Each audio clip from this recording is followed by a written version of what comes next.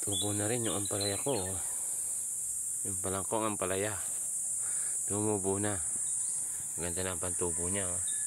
Mga ilang araw na lang to. Pwede na i-transplant to. Ang ganda ng tubo nila.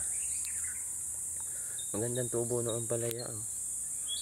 Halos kakaunti yung hindi tumubo. Ang dami nila Pero yung talong ko, ito.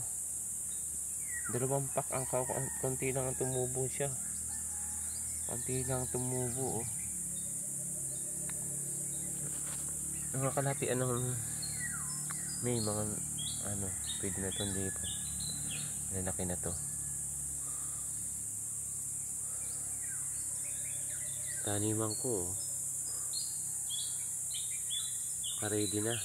Dinada mo na lang. Pero malapit na may transplant to.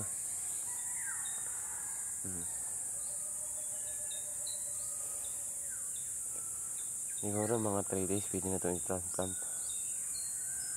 3 days pa. 1 week kasi ito after sowing. Kasi iba pinutol ng pinutol ng manok. Ayos na to. Pwede na siya. Malalaki na iba. Ganda ang tubo ng ampalaya.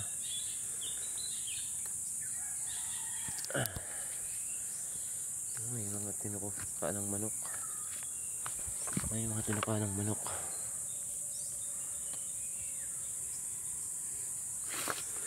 Tinuka ng manok